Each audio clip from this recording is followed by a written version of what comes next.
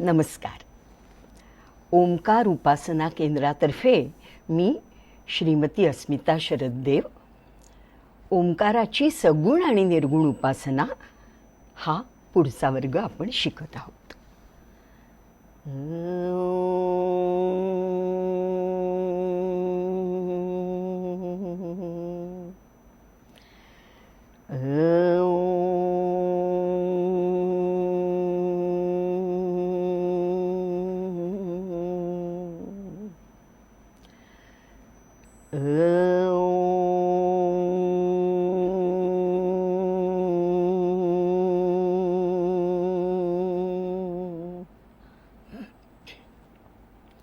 ओंकारं बिन्दुसंयुक्तं नित्यं ध्यायन्ति योगिनः कामदं मोक्षदं चैव ओंकाराय नमो नमः. ओंकारं पितरं चैव गायत्री मातरं स्मृतं माता पितरौ न जानाति तस्य कर्म निरर्थकम्. ॐ भूः ॐ भुवः ॐ स्वः ॐ महः ॐ जनः ॐ तपः ॐ सत्यम्. ॐ तत्सवितुर्वरेण्यं भर्गो देवस्य धीमहि धियो यो न प्रचोदयात्. ॐ आपो ज्योतिरसोऽमृतं ब्रह्मभूर्भुवस्वरोम. एवढ्याच प्रार्थना आता आपण दर वर्गात करणार आहोत, ओंकाराची आणि गायत्रीची. आता प्रत्यक्ष विषयाला सुरुवात करूया. मागच्या भागात आपण ओंकार संस्कार केंद्राची आणि माझी ओळख करून घेतलीत. आता आपण ओंकाराची ओळख करून घेणार आहात. तुम्ही म्हणाल की ओंकार तर आम्ही ओळखतो, ओम आमच्या नेहमी पाहण्यात आहे, म्हणण्यात आहे, बोलण्यात आहे, दिसण्यात आहे. पण आपल्याला असं माहिती आहे, म्हणजे बऱ्याच जणांचा असा गैरसमज आहे की इंग्लिशमध्ये जो ओ आणि एम लिहितात, ओ एम म्हणजे ओम, तर तसं नाही आहे. ओम हा मुख्यत्वे करून 3 अक्षरांचा बनलेला आहे, अ, उ आणि म. अ मध्ये उ मिसळला की त्याचा ओ होतो, पण तो मुळात आहे काय, अ, उ आणि हलंत म्हणजे पाय मोडका म. मचा पूर्ण उच्चार नाही आहे. पण अ, उ, म एवढाच ओंकार आहे का, तर नाही आहे. खरा ओंकार 3.5 मात्रांचा आहे. अ, उ, म ह्या 3 मात्रा आणि चौथी अर्धमात्रा आहे चंद्र आणि बिंदू. चंद्र म्हणजे पूर्ण चंद्र नाही, चंद्रकोर, चतुर्थीची चंद्रकोर आहे बरं का ती. चंद्रकोर आणि त्यावर असलेला बिंदू. अ, उ आणि म हे एकमेकात जोडलेले आहेत आणि त्याच्यापासून वेगळा चंद्रकोर आणि बिंदू ही अर्धमात्रा म्हटलेली आहे. आता ह्याला अर्धमात्रा का म्हटलंय बरं, ते लक्षात घ्या बरं का.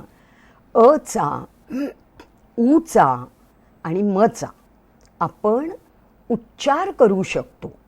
पहिल्या 3 मात्रांचा आपण उच्चार करू शकतो, पण चौथी अर्धमात्रा आहे ना, ती ध्वनी रूपात नाही आहे, नाद रूपात आहे.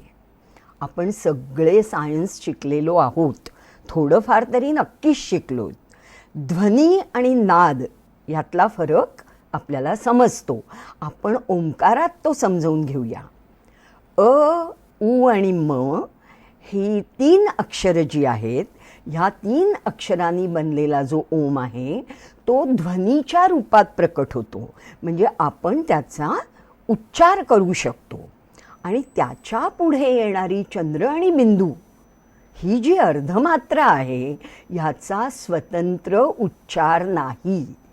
अ, उ, म म्हणजे ओम.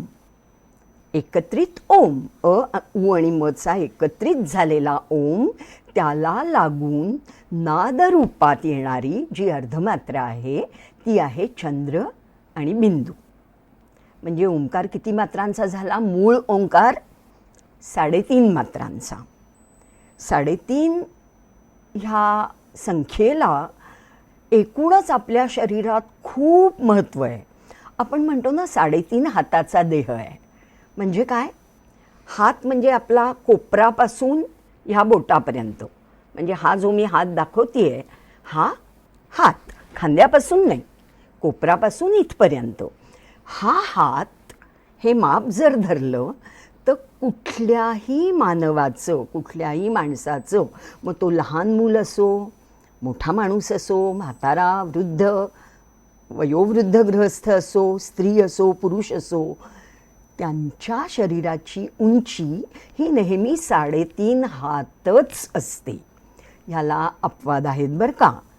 स्वतः श्रीकृष्ण, श्री अक्कलकोट स्वामी महाराज आणि अर्जुन हे तिघं आजानुबाहू होते. आजानुबाहू म्हणजे काय? गुडघ्याच्या खाली त्यांचे हात येत होते. पण हे 3 अपवाद जर सोडले, श्रीकृष्ण, अर्जुन आणि अक्कलकोट स्वामी महाराज, ह्या तिघांव्यतिरिक्त आपण सगळे मानव जातीत जन्माला आलेले जे आहोत त्यांच्या शरीराची उंची ही 3.5 हातच असते. हे पण ऐकलं असेल तुम्ही की कुंडलिनी शक्ती जी आपल्या शरीरात असते ती 3.5 वेढे देऊन, ते कसले 3.5 वेढे आहेत? ह्या ओंकाराचेच. ओंकाराचा आणि कुंडलिनीचा अतिशय जवळचा संबंध आहे. पुढे आपण बघूया तो. तर 3.5 वेढे घालून कुंडलिनी आपल्या शरीरात आत बसलेली आहे, सर्पाकृती, नागिणीसारखी. आणि आपला देह 3.5 हात आहे. ह्या 2 महत्त्वाच्या गोष्टी. तर ओंकारातल्या मूळ मात्रा किती? 3.5. अ, उ, म आणि चंद्रबिंदू ही 4थी अर्धमात्रा, जी फक्त नादरूपात येते, जिचा स्वतंत्र उच्चार आपल्याला करता येत नाही.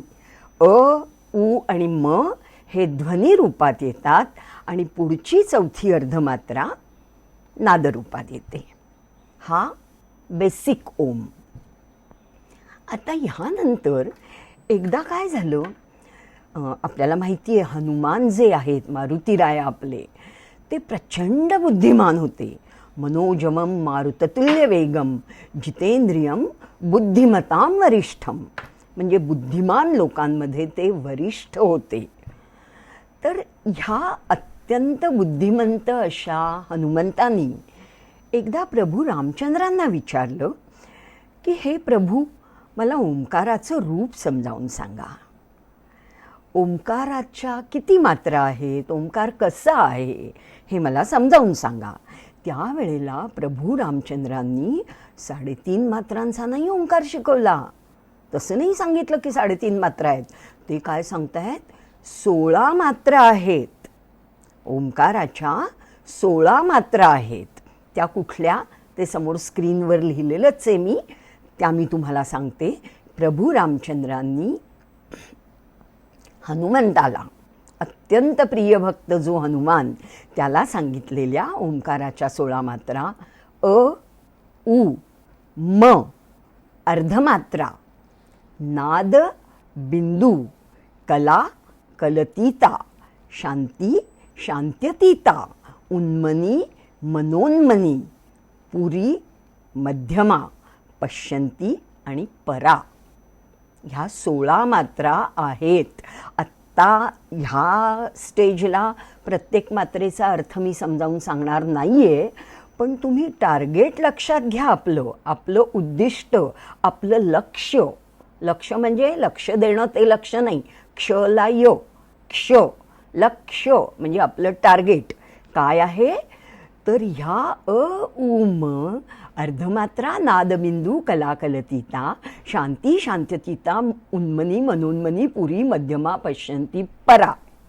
म्हणजे अ पासून सुरू करून परेपर्यंत म्हणजे परावाणीपर्यंत 16 मात्रा असलेला ओंकार आपल्याला शिकायचा आहे. नुसता शिकायचा नाही आहे, त्याची उपासना करायची आहे, त्याचा उच्चार करायचा आहे, त्याचा जप करायचा आहे. तर हा 16 मात्रांचा ओम. आणि 16 मात्रांचा ओम फक्त 16 मात्रांवर थांबत नाही. हे खूप सखोल शास्त्र आहे बरं का. म्हणजे आत्ता तुम्ही फक्त समजून घ्या की ह्याच्या 2 नाही तर 3, 3 नाही तर 3.5, 3.5च्या जागी 16, आणि ह्या 16 मात्रा 256 मात्रापर्यंत कशा जातात ते मी तुम्हाला सांगते. 16 मात्रा ज्या आहेत आत्ता मी तुम्हाला सांगितल्या, म्हणजे मी तुम्हाला म्हणजे काय, प्रभू रामचंद्रांनी हनुमंताला सांगितल्या, त्या 16 मात्रांचे प्रत्येकी 4 भाग होतात. म्हणजे एकेका मात्रेचे 4 भाग होतात. स्थूल, सूक्ष्म, कारण आणि महाकारण. महाकारणला तुर्य किंवा तुरिया पण म्हणतात. तुर्य किंवा तुरिया. आता थोडंसं विषयांतर. गणपतीची पूजा चतुर्थीला का बरं केली जाते? आपण पहिल्या वर्गात पाहिलं की गणपती हा ओंकार स्वरूप आहे आणि ओंकार हा गणपती स्वरूप आहे. तर चतुर्थ म्हणजे 3.5 मात्रांचा तो आहे, त्यामुळे चतुर्थी महत्त्वाची आहे. ह्यातही चतुर्थ अवस्था जी आहे, महाकारण, तुर्य किंवा तुरिया अशी अवस्था म्हणतात त्याला. तर ह्या 16 मात्रांच्या प्रत्येकी 4 भाग होतात. स्थूल, सूक्ष्म, कारण आणि महाकारण. म्हणजे किती झाल्या? 16 मात्रा. इथपर्यंत 64 मात्रा झाल्या. 64 मात्रांचे परत पुढे प्रत्येक मात्रेचे 2-2 भेद होतात. म्हणजे एका मात्राचे 2 भाग, एका मात्रेचे 2 भाग. प्रकृती आणि पुरुष. प्रकृती आणि पुरुष असे 2 भाग होतात. म्हणजे इथपर्यंत 128 मात्रा होतात. आणि ह्या 128 मात्रांचेही पुढे 2-2 भेद होतात, सगुण आणि निर्गुण. म्हणजे 128 गुणिले 2 अशा 256 मात्रा ओंकाराच्या होतात. आणि आपल्याला परा मात्रेपर्यंत पोचायचं आहे, परावाणीपर्यंत पोचायचं आहे. म्हणजे स्वामी विवेकानंदांनी जे सांगितलं होतं ना की ओंकाराची उपासना जो करेल त्याला असं होईल, तसं होईल, काय काय फायदे होतील, काय काय परिणाम होतील. तर ते कधी होतील? आपण 256 मात्रांपर्यंत पोचलो. म्हणजे आपला ओम जेव्हा ह्या 256 मात्रांमध्ये विखुरला जातो किंवा त्याचे भेद होतात, तो असा विभागणी होत होत होत होत 256 मात्रांमध्ये जातो. तर आता ह्यात एक छोटीशी गोष्ट सांगते. अवघड आहे असं समजू नका. हे एवढं सगळं 3.5 आणि 256 वगैरे ऐकल्यावर तुम्हाला वाटेल की बापरे, हे भयंकरच अवघड काहीतरी दिसतंय. तर ते अजिबात अवघड नाहीये. ओम अतिशय सोपा आहे. कसा सोपा करून आपण करायचा ते आपण पुढे बघणार आहोत. पण 256चा सिग्निफिकन्स मी तुम्हाला सांगते. आपल्या शरीरामध्ये म्हणजे कुठल्याही मानवी शरीरामध्ये, ते नवीन जन्माला आलेलं बाळ असो किंवा अगदी मृत्यूच्या दारात असलेलं वयस्कर व्यक्ती असो, कुठल्याही वयाची व्यक्ती असो, त्याच्या शरीरात 256 नाड्या महत्त्वाच्या असतात. नाड्या म्हणा, नसा म्हणा, ज्यातनं ज्ञानतंतू म्हणा, ते ज्ञानतंतू 256 असतात. आणि आपण योग्य प्रकारे ओंकाराची उपासना केली, साधना केली, तर 256च्या 256 मात्रा जाग्या होतात. आता हे बघायचंय की ओम कसा म्हणायचा. मी पहिलं उच्चारण शिकवणार आहे, त्यानंतर इतर काही गोष्टी म्हणजे बऱ्याच गोष्टी शिकवणार आहे, पण पहिलं उच्चारण शिकवणार आहे. आता उच्चारण का बरं महत्त्वाचं आहे? आपण सर्वसामान्यपणे जेव्हा बोलतो तेव्हा आपल्या लक्षात येईल की आपण उच्चार कसे करतो, आपण कसं बोलतो, त्यावर त्या वाक्याचा किंवा त्या बोलण्याचा अर्थ अवलंबून असतो. मी तुम्हाला एक अगदी छोटंसं उदाहरण देते. एकच वाक्य, फार खोलात नाही शिरायचं आपल्याला. एक साधं वाक्य आहे की आपण आज ओंकार शिकणार आहात का? मी तुम्हाला प्रश्न विचारते की आपण आज ओंकार शिकणार आहात का? हे किती साधं वाक्य आहे बरं. पण आता हे वाक्य मी कुठल्या शब्दावर जोर द्यायचा, कुठला शब्द लांबवायचा ते उच्चारून तुम्हाला म्हणून दाखवते. आपण आज ओंकार शिकणार आहात का? या वाक्याचा काय अर्थ झाला? पहिलं वाक्य अगदी साधं होतं, आपण आज ओंकार शिकणार आहात का? मग मी म्हणतीये आपण आज ओंकार शिकणार आहात का, म्हणजे तुम्ही शिकणार आहात की अजून कोणी शिकायला येणार आहे हे मला विचारायचे. कोण शिकणार आहे? आपण शिकणार आहात का? मग दुसऱ्या प्रकारांनी, दुसऱ्या पद्धतीने मी हे वाक्य बोलते, आपण आज ओंकार शिकणार आहात का? म्हणजे मला असं विचारायचं आहे, तेच वाक्य, हां, वाक्यातले शब्द मी बदलत नाही आहे, मी फक्त माझी बोलण्याची पद्धत बदलते आहे. आपण आज ओंकार शिकणार आहात का, म्हणजे आज शिकणार आहात, उद्या शिकणार आहात की पुढच्या महिन्यात की पुढच्या वर्षी किंवा परत कधीतरी, म्हणजे कधी शिकणार आहात हे मला विचारायचं आहे. आज शिकणार आहात का?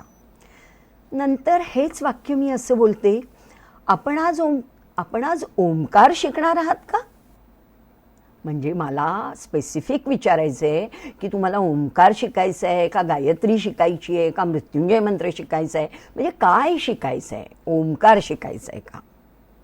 मग तेच वाक्य मी अशा पद्धतीने बोलते, आपण आज ओंकार शिकणार आहात का, म्हणजे तुम्हाला शिकायचं आहे का शिकवायचं आहे का नुसतंच ऐकायचं आहे आणि सोडून द्यायचं आहे, म्हणजे मला तुम्ही काय करणार आहात हे जाणून घ्यायचे.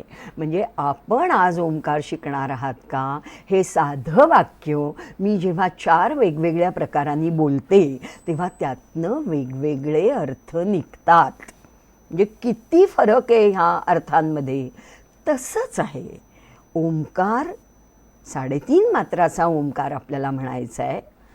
256 पर्यंत आत्ता विचार करू नका, हं, 3.5चाच विचार करा.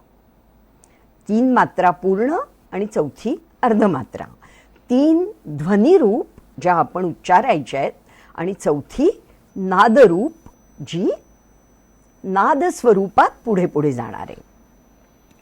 तर ओम म्हणायच्या कितीतरी पद्धती आहेत, म्हणजे एकाच पद्धतीने ओम म्हणतात असं नाही, पण वेगवेगळ्या पद्धतीने जो ओम म्हणायचा त्याची कारणं पण वेगवेगळी आहेत, त्याचे उद्देश पण वेगवेगळे आहेत. म्हणजे हा खूप पुढचा विषय आहे. आज आपला विषय काय आहे की मूळ ओम कसा म्हणायचा.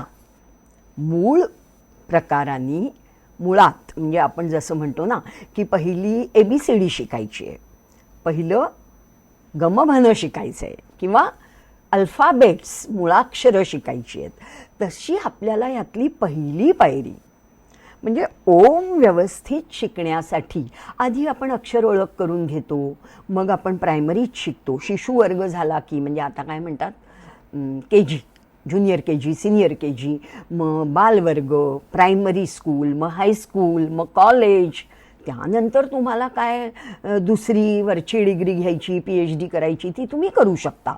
पण आत्ता तुमची कोरी पाटी ठेवा, तुमची शिकण्याची पाटी, तुमचं डोकं, तुमचं मन कोरं ठेवा आणि शिका. आधी जे जे माहिती आहे ते शक्यतो विसरायचा प्रयत्न करा, कारण पाटी कोरी असेल तरच त्याच्यावर चांगलं लिहिलं जाईल.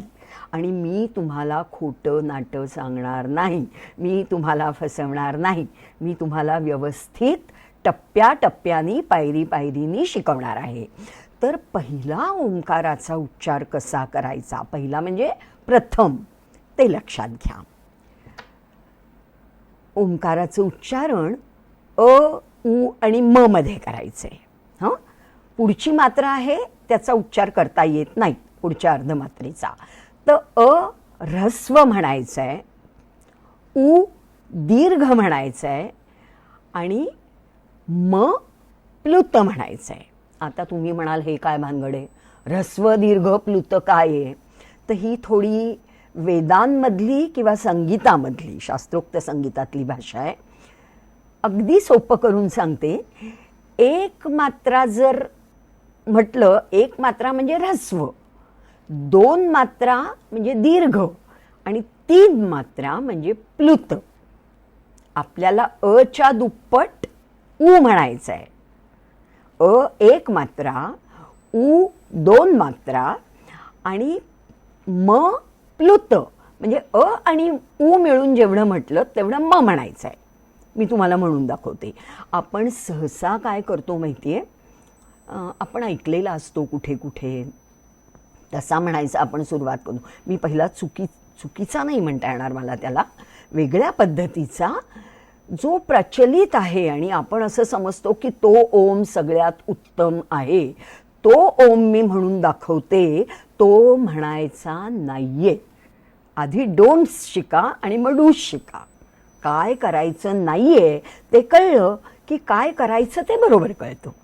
तर काय करायचं नाहीये, आपण सहसा ओम कसा ऐकतो किंवा म्हणतो तो मी म्हणून दाखवते.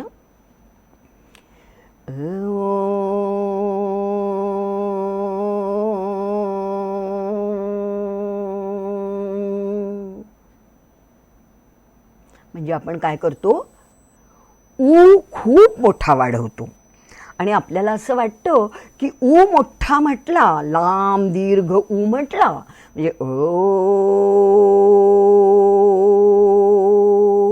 म्हणजे ताण घेतल्यासारखा, म्हणजे आपला ओम बरोबर आला असं आपल्याला वाटतं. पण ते चुकीचं आहे. हा ओम संगीतामध्ये किंवा गायक ज्यांना आपला स्टॅमिना वाढवायचा असतो, ज्यांना दीर्घ ताण घ्यायची असते, त्यांनी असा ओम म्हणावा. पण आपण सगळे सर्वसामान्य आहोत आणि आपल्यामध्ये जरी संगीत शिकलेले, संगीत शिकणारे, संगीताची आवड असणारे लोक असतील तरी त्यांनीही हे लक्षात घ्या की आपण संगीताचा सराव करत नाही आहोत, आपण ओम शिकतोय आणि तो प्रॉपरच शिकला पाहिजे, योग्य शिकला पाहिजे. आणि तो योग्य शिकणं म्हणजे काय, अ 1 पट, उ दुप्पट, म तिप्पट आणि त्यानंतर ती पुढची अर्धमात्रा जशी वाहत राहील लाटेसारखी तशी वाहू द्यायची. म्हणजे त्यासाठी प्रयास करायचे नाहीत. म्हणजे माझी अर्धमात्रा दीर्घ होतीये म्हणून तुम्ही पण तितकी दीर्घ करायचा प्रयत्न कराल असं करू नका. हे हळूहळू जमेल. पण पहिलं गणित लक्षात घ्या. अ 1 मात्रा, उ 2 मात्रा म्हणजे अच्या दुप्पट उ आणि अच्या तिप्पट म असा ओम म्हणायचा आहे. आणि आपण जो उ खूप लांबवला तर म पर्यंत येऊन आपला ओम थांबतो आणि चौथी अर्धमात्रा लक्षातच येत नाही, तिचा नाद ऐकूही येत नाही, जाणवतही नाही. तो संपूर्ण ओम नाही, तो अपुरा ओम आहे. आणि आपल्याला जे शिकायचं आहे ते पूर्णत्वाने शिकायचं आहे. आपल्याला अपुरं अर्धवट काहीही शिकायचं नाही. त्यामुळे ओम कसा म्हणायचा आहे लक्षात घ्या.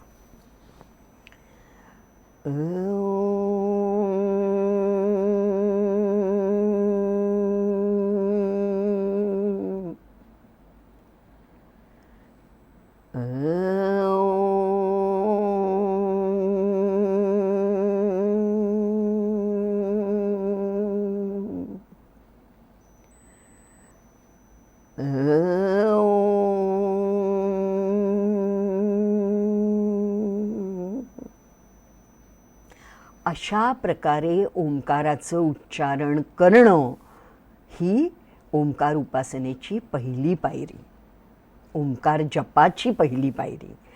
पण ह्या पहिल्या पायरीच्या आधीसुद्धा थोडी पूर्वतयारी आहे बरं का.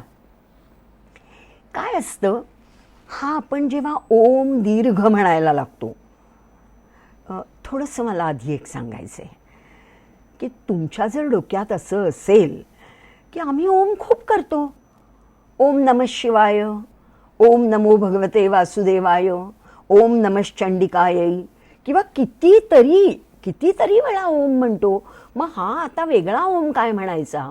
तर लक्षात घ्या, ओम नमः शिवाय किंवा कुठलाही ओम आधी लावलेला मंत्र ही ओंकाराची उपासना नाही. ओम नमः शिवाय ही शंकराची उपासना आहे, शिवाची उपासना आहे. ओम नमो भगवते वासुदेवाय ही श्रीकृष्णाची उपासना आहे. ओम नमः चंडिकायै ही चंडिकेची उपासना आहे. पहिल्यांदा मी तुम्हाला सांगितलं ते तुमच्या लक्षात असेल, ओम हा मंत्रांचा राजा आहे. काय सांगितलं स्वामी विवेकानंदांनी त्या 2 तरुण प्रोफेसर्सना, की आमचे मंत्र प्रचंड ताकद देतात, आम्हाला प्रचंड शक्ती देतात, ऊर्जा देतात. आणि ह्या सगळ्या मंत्रांचा राजा ओम, तो तर खूपच काही करतो.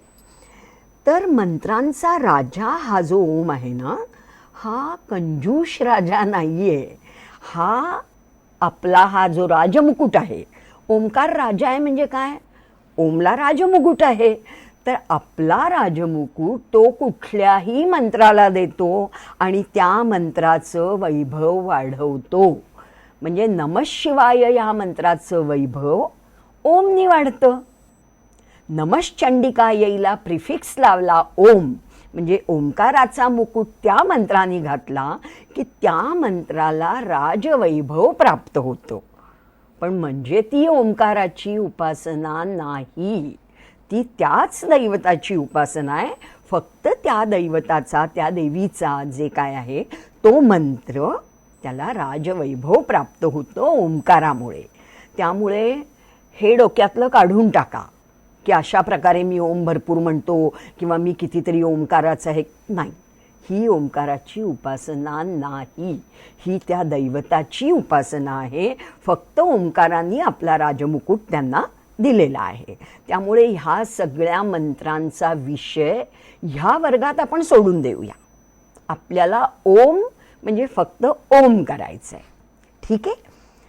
तर हा ओम करताना हातात माळ घ्यायची बराबर ओम ओम ओम ओम ओम ओम ओम ओम ओम करत बसायचं, ही ओंकाराची उपासना नाही. ओम हा दीर्घच म्हटला पाहिजे. ओमच्या आपल्याला 256 मात्रा जाणून घ्यायच्या आहेत. तर सुरुवात करताना निदान 3.5 मात्रा तरी जाणून घेऊया, हो की नाही? तर ह्या 3.5 मात्रांमध्ये दीर्घ ओम म्हणता म्हणता कधीतरी असं होऊ शकतं झोप यायला लागते. म्हणजे ती 4थी अर्धमात्रा आहे ना, ती अशी काही शरीरात जात राहते भिनत. ते मी पुढच्या वर्गात सांगणार आहे कशी जाते काय जाते. आज एवढं लक्षात घ्या की दीर्घ ओंकार शांत बसून करायला लागला तर झोप येण्याची शक्यता असते किंवा जमत नाही पटकन तो ओम. तर मग कसं करायचं? म्हणजे अवघड वगैरे नाही आहे, अगदी सोपं आहे. तुम्ही गिरणी म्हणजे पिठाची चक्की, मुंबईत चक्की म्हणतात त्याला, पुण्याला आम्ही गिरणी म्हणायचो. पिठाची गिरणी असते बघा, डोळ्यासमोर आणा. हल्ली विकतचं पीठ आणतात, गिरणीत जातंय कोण. पण गिरणीत गेलं की गिरणीवाला आपली गिरणी कशी सुरू करतो, किंवा एखादं आपलं जनरेटर सुरू करायचं असेल, कुठलंही एखादं फिरणारं यंत्र सुरू करायचं असेल, तर सुरुवातीला काय होतं, तो गिरणीवाला ती 2 व्हील्स जोडणारा जो पट्टा असतो ना, तो पट्टा हँडलने फिरवतो. हळूहळू आपल्या हातामध्ये ताकद किती असते तसा तो फिरवतो, हाताने फिरवतो पट्टा. आणि त्या पट्ट्याने वेग घेतला की ते मशीन, ती चक्की जोरात सुरू होते, आपोआप सुरू होते. तसं आपल्याला ओंकाराचा उच्चार करण्यासाठी प्रथम आपल्या सगळ्या पेशी, आपले सगळे ज्ञानतंतू जागृत करून घेतले पाहिजेत. एकदम ओंकाराला सुरुवात केली तर ते गडबडून जातील, झोपेत असतात, शांत बसलेले असतात, आराम करत असतात. त्यांना आपण ओम सारखा मंत्र देऊन म्हणून एकदम जागं करायचं म्हणजे एखाद्याला झोपेतून दचकून जागं केल्यासारखं होतं. तसं दचकवायचं नाही आहे स्वतःला. मग काय करायचं? ऱ्हस्व ओम करायचा पहिल्यांदा. म्हणजे मी तुम्हाला दाखवते. 1 2 3 वेळेला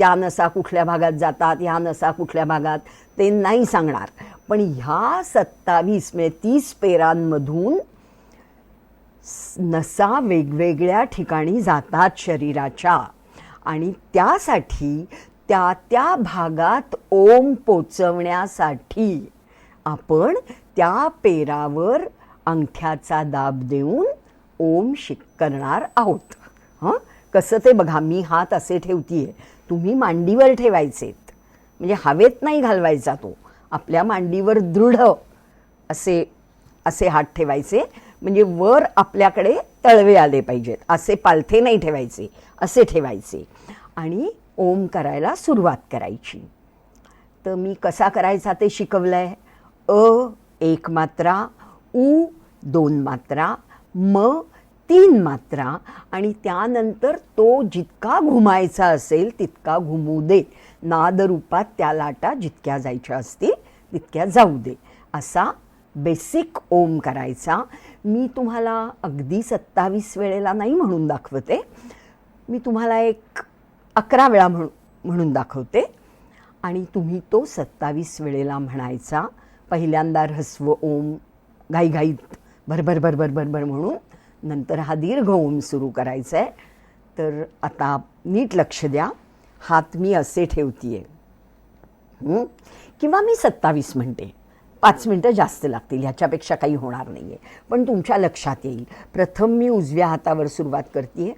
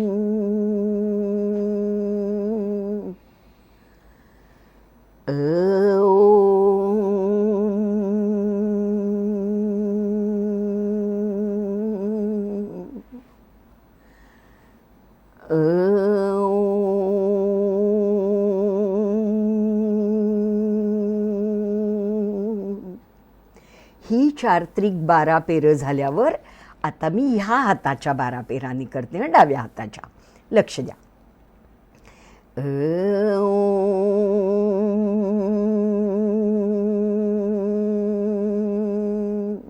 तुम्ही करू शकता, माझ्याबरोबर करू शकता, म्हणजे कराच, जमेल तसा प्रयत्न करा.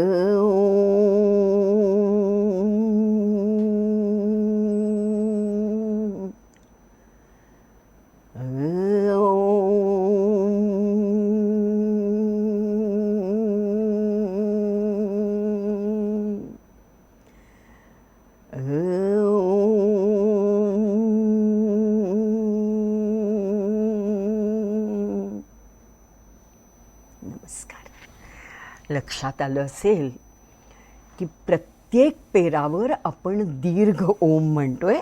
अंगठ्याची 3 नाही आहेत पेरं, पण मधली जी क्रीज आहे, रेषा आहे, त्याच्यावर आपण बोट ठेवतो आणि एकूण 27 वेळेला हा ओम करतो.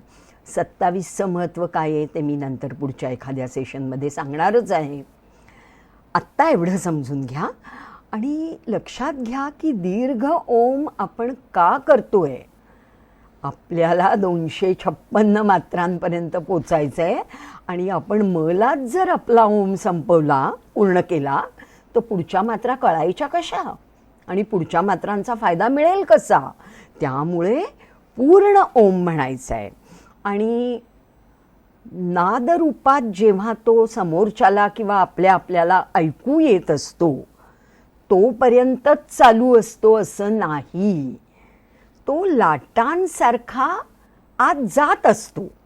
त्यामुळे एक ओम झाला की घाईघाईनी, म्हणजे कुठेही घिसाडघाई करायची नाही आहे. म्हणजे असं नाही करायचं ओम ओम ओम ओम. मग काय होतं, ती जी पसरत जाणारी, वाहत जाणारी अर्धमात्रा आहे तिला आपण थांबवतो कुठेतरी पुढचा अ त्यात घालून. तर तसं करायचं नाही. शांतपणे ओम करायचं आहे. 27 वेळेला ओम करायचं आहे. ही ओंकार प्रत्यक्ष जप करण्याची पहिली पद्धत, पहिली पायरी. पहिली पद्धत नाही, पहिली पायरी मी तुम्हाला शिकवली आहे. तेव्हा आजपासून तुम्ही 27 वेळेला ओम करू शकता, करायला हवा. हं. आणि इथे आजचा आपला भाग पूर्ण होतोय. याच्यानंतर आपण प्रार्थना करूया आणि हा भाग पूर्ण करूया. सर्वेपि सुखिनः सन्तु, सर्वे सन्तु निरामयाः, सर्वे भद्राणि पश्यन्तु, मा कश्चित् दुःखभाग् भवेत्. ओम शांति शांति शांति. नमस्कार.